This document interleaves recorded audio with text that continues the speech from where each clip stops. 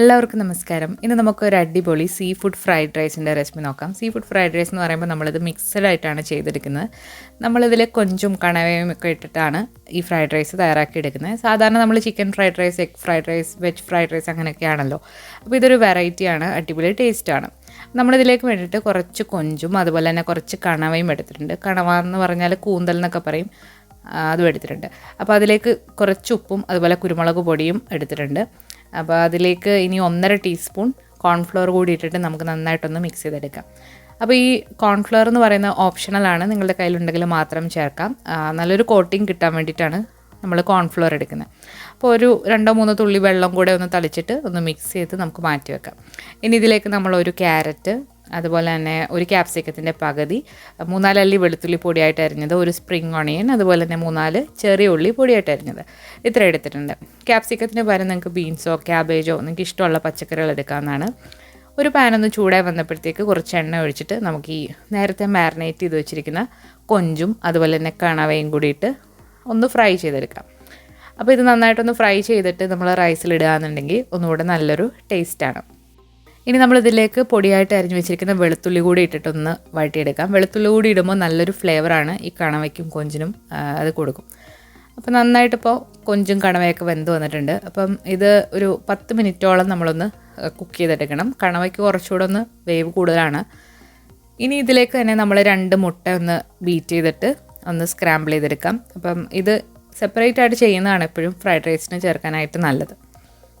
Medium ഫ്ലെയിമിലാണ് നമ്മൾ തീ വെച്ചിട്ടുള്ളത്. അപ്പോൾ ഇതൊന്ന് ചിക്കി തോത്തിയെടുക്കാം.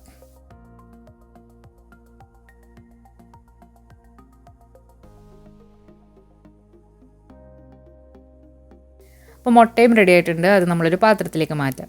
ഇനി അതേ പാത്രത്തിൽ തന്നെയാണ് നമ്മൾ ഫ്രൈഡ് റൈസ് ആക്കാൻ പോകുന്നത്. അപ്പോൾ ഇനി ഇതിലേക്ക് കുറച്ച് ഓയിൽ കൂടെ ഒഴിച്ചു കൊടുക്കുക. റിഫൈൻഡ് ഓയിലാണ് എപ്പോഴും ഫ്രൈഡ് റൈസിന് നല്ലത്. റിഫൈൻഡ് ഓയിലോ ബട്ടറോ ഒക്കെ നിങ്ങൾക്ക് എടുക്കാവുന്നതാണ്. വെളിച്ചെണ്ണ ആയാലും കുഴപ്പമൊന്നുമില്ല വീട്ടിലുണ്ടാക്കുമ്പോൾ. ഇതിലേക്ക് പൊടിയായിട്ട് അരിഞ്ഞു വെച്ചിരിക്കുന്ന ചെറിയ ഉള്ളിയും അതുപോലെ തന്നെ സ്പ്രിംഗ് ഓണിയൻ്റെ വൈറ്റും കൂടി ഇട്ടിട്ട് തീ കൂട്ടി വെച്ചിട്ട് നമുക്ക് നന്നായിട്ടൊന്ന് വഴറ്റിയെടുക്കാം. നമ്മൾ ഫ്രൈഡ് റൈസ് ആയാലും ചില്ലി ചിക്കനൊക്കെ ആയാലും തീ നന്നായിട്ട് കൂട്ടി വെച്ചിട്ടാണ് എപ്പോഴും നമ്മൾ അത് സോട്ട് ചെയ്യുന്നത്. ഇനി ഇതിലേക്ക് നമ്മൾ അരിഞ്ഞു വെച്ചിരിക്കുന്ന ക്യാരറ്റും ക്യാപ്സിക്കും കൂടി ഇട്ട് കൊടുക്കുക. അതുപോലെ ക്യാരറ്റ് ക്യാപ്സിക്കൊക്കെ ഒന്നും ഒരുപാടങ്ങ് വെന്ത് പോകേണ്ട ആവശ്യമില്ല, ചെറുതായിട്ടൊന്ന് വാടി വന്നാൽ മതി. ഇതിലേക്ക് ആ പച്ചക്കറിക്ക് വേണ്ടിയിട്ടുള്ള ഉപ്പ് നമുക്കിപ്പോൾ ഇട്ട് കൊടുക്കാം. ബാക്കി ഉപ്പൊക്കെ നമ്മൾ ഇനി സോയാ സോസൊക്കെ ഇതിലേക്ക് ഒഴിക്കും, അപ്പോൾ അതനുസരിച്ചിട്ട് നമുക്ക് ഇട്ട് കൊടുക്കാം. ഇനി ഇതിലേക്ക് നമ്മൾ വേവിച്ച് വെച്ചിരിക്കുന്ന 1 കപ്പ് ബസ്മതി അരിയാണ് ഇതിലേക്ക് ഇട്ട് കൊടുക്കുന്നത്. ഈ അരി വേവിച്ചത് നമ്മൾ കുറച്ചധികം വെള്ളം നന്നായി വെട്ടി തിളപ്പിച്ച് അരമണിക്കൂർ കുതിർത്ത് വെച്ചിട്ടുള്ള ബസ്മതി റൈസ് ഇട്ട് നന്നായിട്ട് വെന്തിട്ട് വെള്ളം ഊറ്റി കളഞ്ഞ് എടുത്തിട്ടുള്ളതാണ്. ഇനി ഇതിലേക്ക് നമ്മൾ നേരത്തെ ഫ്രൈ ചെയ്ത് വെച്ചിരിക്കുന്ന കൊഞ്ചും അതുപോലെ തന്നെ കണവയും കൂടി ഇട്ടിട്ട് നന്നായിട്ടൊന്ന് സോട്ട് ചെയ്തെടുക്കുക. തീ ഹൈ ഫ്ലെയിമിൽ തന്നെ വെക്കാനായിട്ട് ശ്രദ്ധിക്കുക. ചോറിൽ നമ്മൾ വേവിക്കുമ്പോൾ കുറച്ച് ഉപ്പിട്ടിട്ട് വേവിക്കുകയാണെന്നുണ്ടെങ്കിൽ ഒന്നുകൂടെ നല്ലതാണ്.